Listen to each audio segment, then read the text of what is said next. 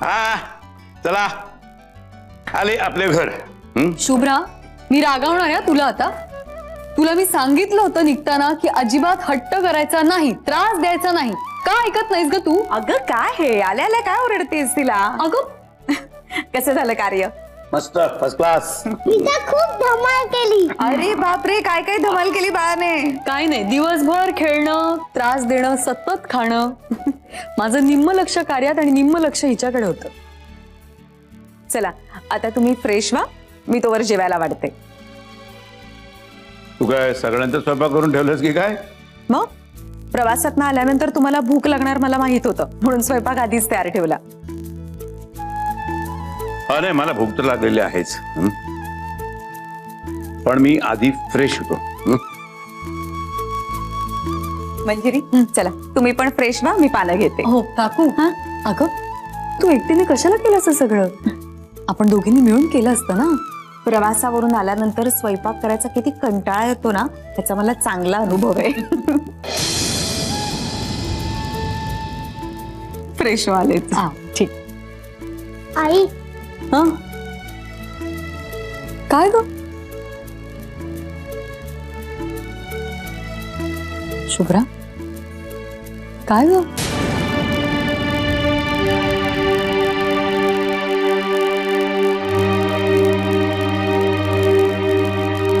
शुभ्रा, अगं काय बोल ना. तुला राग आला का माझा? मी तुला रागावले म्हणून? ते बाबा आला होता ना.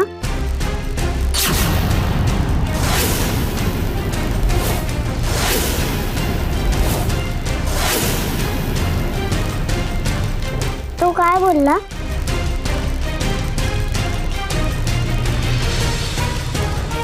जा हातपाय धुवून घे जा. सांग नाही. शुभ्रा, हा काय हट्टीपणा आहे? आई प्लीज सांग ना. काहीच नाही बोल, फक्त शुभ्रा कधी येणार आहे एवढंच विचारलं मला. म्हणजे आई तुम्ही आणि बाबा एकत्र येणार? आपण खूप धमाल करूया.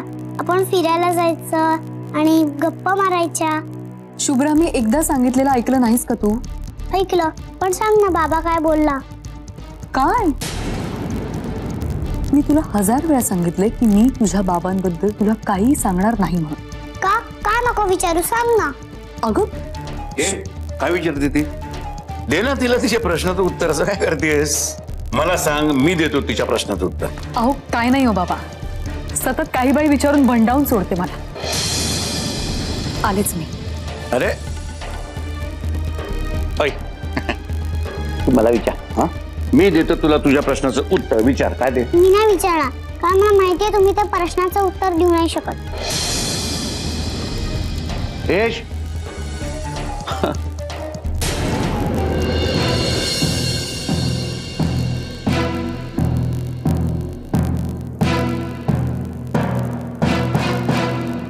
नेत्रा, अगं सत्याचं बोलणं लय मनावर घेऊ नये ग.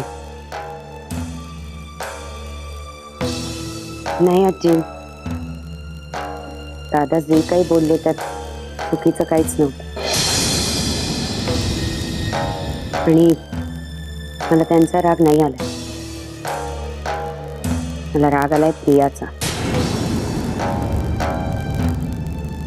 मी पूर्णपणे फितवलंय आर्याला आणि आता दादांची कोंडी करून ठेवली.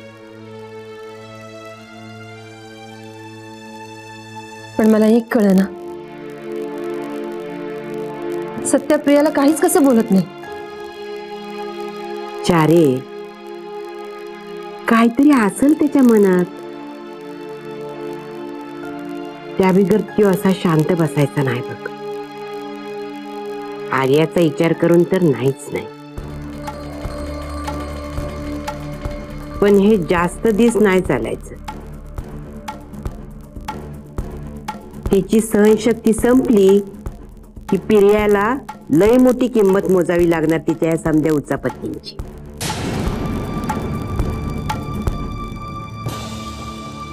आर्या जीव की प्राण आहे दादांचा, त्यामुळे ह्या सगळ्या प्रकरणात परत एकदा काही अनर्थ घडू नये एवढंच वाटतंय. नाही, माझी खात्री आहे सत्याच्या हातनं अशी आता कोणची बी गोष्ट घडायची नाही की ज्याच्यामुळं त्याचं आणि या घराचं नुकसान होईल. अरे वा, तुम्ही सगळे आधीच येऊन बसलात. माझ्या मम्माने स्पेशल जेवण बनवलंय ना. अगदी बरोबर. चल आपण जेवूया. नेत्रा,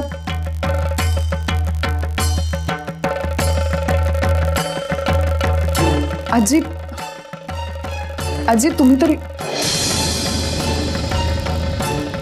मम्मा, सगळे तुझ्याशी असं का वागतात?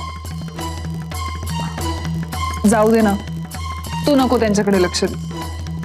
चल आपण दोघी जेवूया.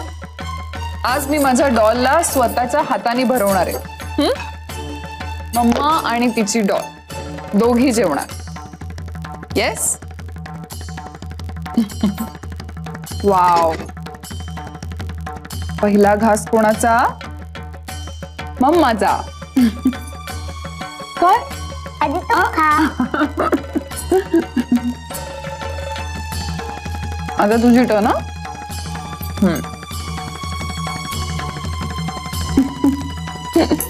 आवडलं?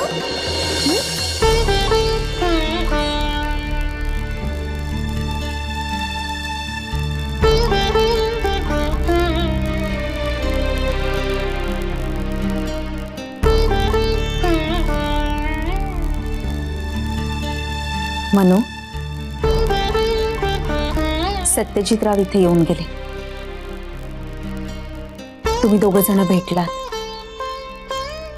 तुम्हा दोघांमध्ये काहीच बोलणं झालं नाही असं तर नाही ना होणार? अगं खरंच आमच्यात काहीच बोलणं नाही झालं.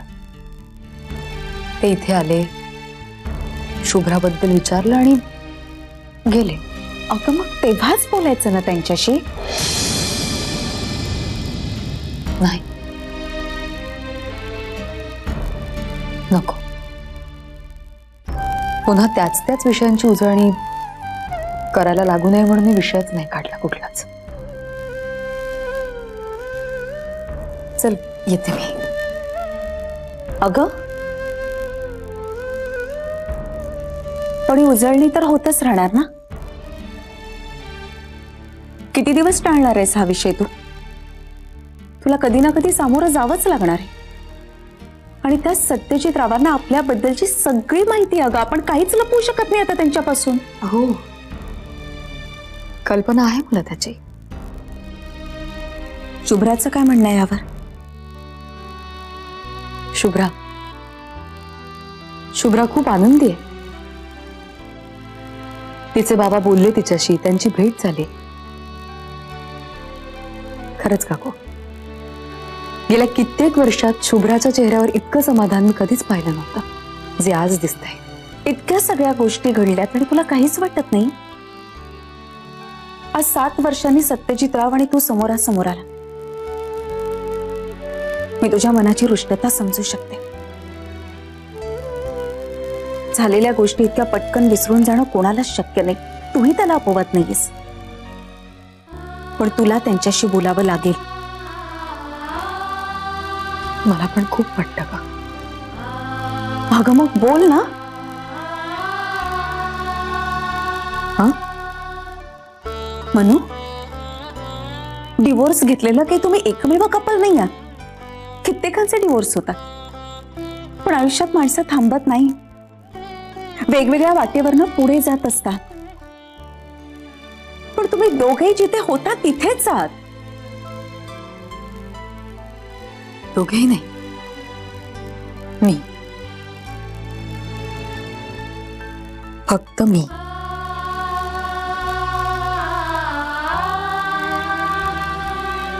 त्यांनी तर केलं ना दुसरं लग्न. कधी कधी केलं? कुणाशी केलं? कोण आहे ती? ती मुरळकरांच्या घरात राहते? ती या जगात आहे का नाही हे सगळे प्रश्न तुलाच पडले होते ना. एकदा सत्यजितरावांशी बोलून घे.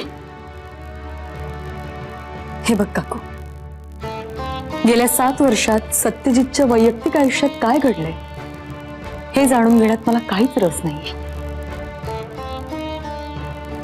फक्त काही गोष्टींबद्दल जाब मला त्यांना विचारायचाच आहे. मग कुठल्या गोष्टी तुला जाणून घ्यायच्या? ज्या मुलीचं नाव घ्यायची सुद्धा माझी इच्छा होत नाही ना, तिच्याबद्दल. त्या दोघांबद्दल मला जाणून घ्यायचंय आणि त्यासाठी मी त्यांना भेटणारच आहे. हे बघ, माझं फक्त इतकंच म्हणणं आहे की आता उशीर करू नकोस.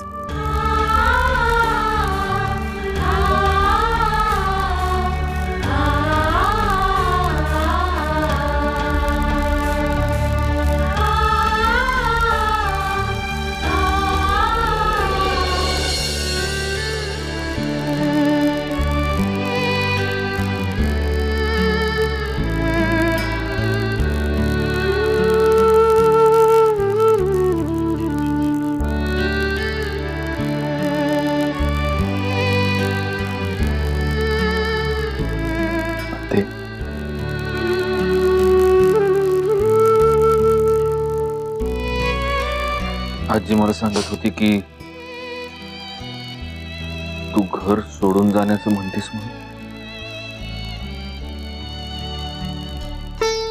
ते मग आम्ही जे काही बोललो त्यासाठी माफ कर मला. नाही सत्य, तू जे बोललास ते बरोबरच आहे. मला मेरीला अक्कलच नाही. 4 चौघात कसं बोलायचं, कसं वावरायचं, कसं वागायचं. मला तर वाटतं मी एकटीच राहिलेली कबाबी बरी.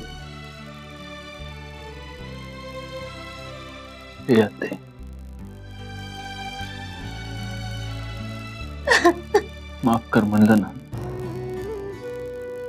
अगं हे तुझं घर आहे. तू ये घर सोडून कुठे बी जाणार नाहीस. हे घर सोडून कोणी जाणारच असेल तर ती हलकट प्रिया. अरे पण सत्या, माझ्यामुळे तुझ्यात आणि आर्यात नाही तसं काही बी नाही होणार आत्ते. मगा मी बोललो ते रागाच्या भरात बोललो. आणि तुला ठाव आहे ना, एकदा माझं डोसकं सटकलं की मी कसं बी काय बी बोलतो. एक काम कर बघ, तूच 2-4 मुस्काटात मार मार, म्हणजे आता तरी अक्कल येईल मला. सत्य, आज पतूर मी कधी तुझ्यावर हात उगारलाय? आजपासून कधी तुझ्याशी असं तोडून बोललो की नाही आहे. इसरून जा समजा. मी अभी इसरले समजा. ते तुम्ही काय म्हणतात ते डिलीट. मग घर सोडून जाण्याचा प्लॅन कॅन्सल. आता माझा राजकुमार पांढऱ्या घोड्यावर आला की मला जावंच लागल ना. तोपर्यंत आहे मी.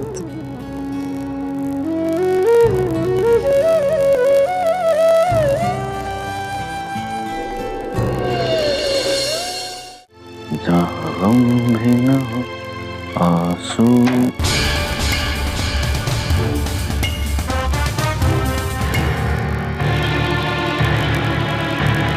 काय विचार केलायस प्रियाला घराबाहेर काढण्याबद्दल? कन्फ्युज्ड आहे थोडं. का काय?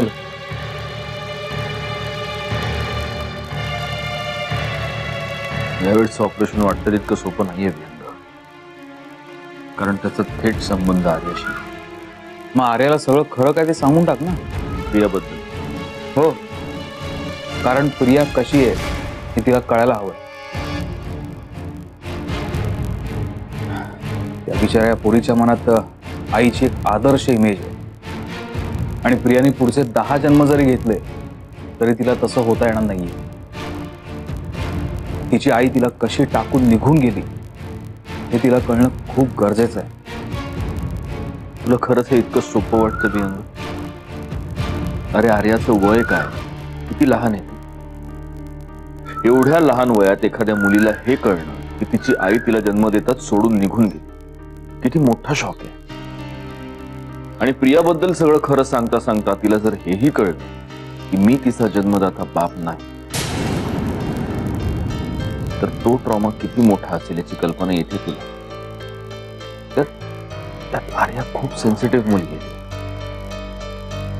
म्हणून तर हे सगळं अवघड जागेचं दुखणं झालंय माझ्यासाठी. जे काही करायचं ते खूप विचार करून करावं लागेल.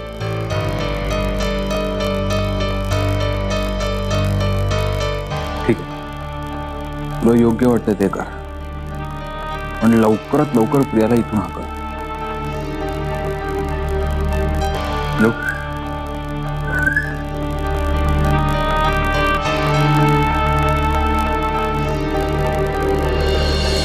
काय सत्यजितराव इथे येऊन गेले? दादाला माहितीये? नाही. वाटलंच मला. दादाला कळलं असतं तर एव्हाना त्यांनी आकाश पाताळ एक केलं असतं. कसं आहे, सत्यजितराव मनू आणि शुभ्राला भेटायला येणार हा अंदाज होताच मला. बरं काय बोलले, काही कळलं का? नाही, म्हणून मला काही सांगितलं नाही. शुभ्राची चौकशी करायला आले होते एवढंच म्हणाले मला. पण तिच्या मनात विचारांची उलटापालट चालू ते कळलं मला. स्वाभाविक आहे ना अंकिता. कसं आहे की आपले विचार ना एखाद्या स्प्रिंग सारखे असतात. ते आपण जितके दाबतो ना तितकेच ते उफाळून बाहेर येतात. सत्यजित रावांना भेटून बऱ्याच गोष्टी क्लिअर करायच्या असं म्हणत होती ती. गुड. अगं हे आधीच व्हायला हवं होतं. असो, हळूहळू प्रकरण पुढे सरकतंय, हे काय वाईट आहे का? त्या दोघांची भेट होणं हे खूप गरजेचं आहे. पण काय, मागच्या सगळ्या गोष्टी काढून एकमेकांना दूषणं देतील ते दोघं असं वाटतंय तुम्हाला? नाही का, मला या गोष्टीचं टेन्शन नाही. कसं आहे, 7 वर्षाचे हिशोब मागताना किंवा देताना त्या दोघांमध्ये वाद होतील कदाचित. माझं म्हणणं फक्त एवढंच आहे की या दोघांच्या भेटीचा कोणी गैरफायदा घ्यायला नको. तुम्हाला नेमकं काय म्हणायचंय? दादा होळकर, कसं आहे, या दोघांच्या भेटण्याने बिथरून जाऊन त्यांनी आणखीन काय करायला नको. सत्यजितराव काय किंवा आपला दादा काय, त्या तांबडे बाबाच्या भक्ताला या दोघांचंही भलं झालेलं कधीच बघवत नाही. आणि त्याने जरी काही केलं नाही तरी प्रिया असेलच ना घडी विस्कटवायला.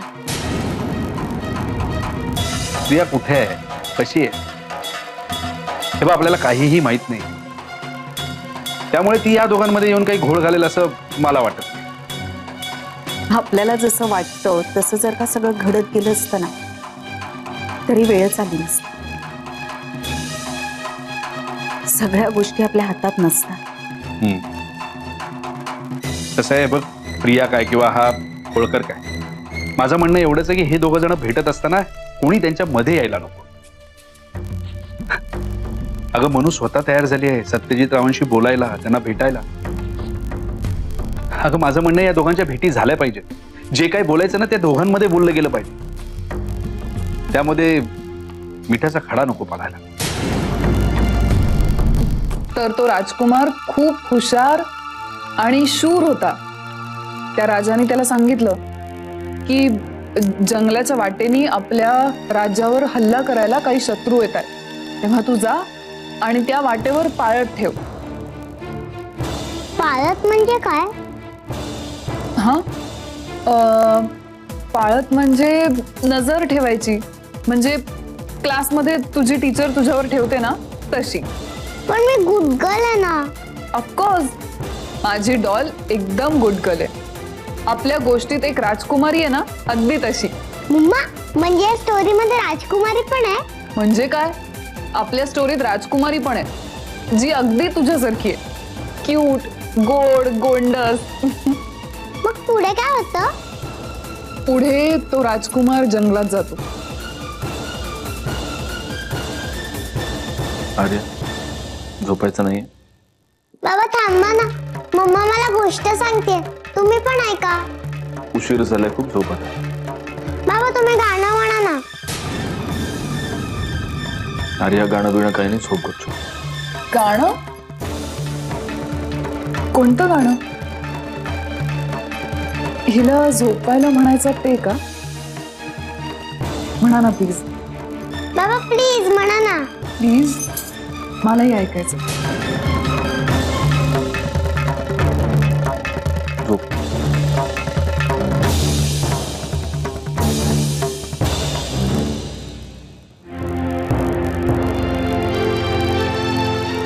चल के तुझे मैं लेके चलूं एक ऐसे गगन के तले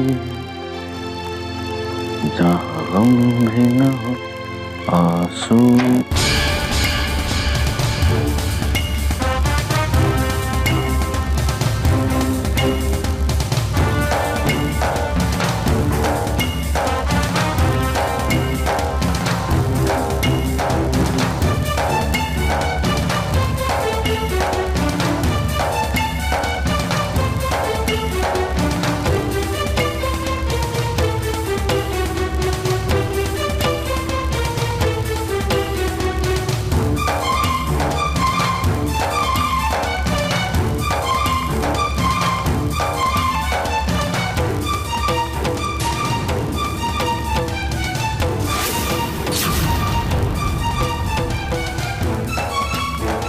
त्या एका क्षणाची मी खूप वाट बघितली. तू, मी आणि आर्या. कदाचित ह्या क्षणासाठीच देवाने जिवंत ठेवलाय मला.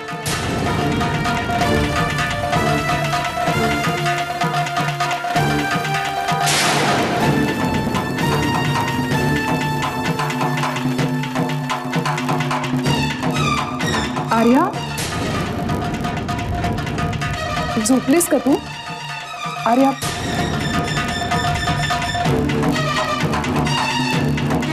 झोपली.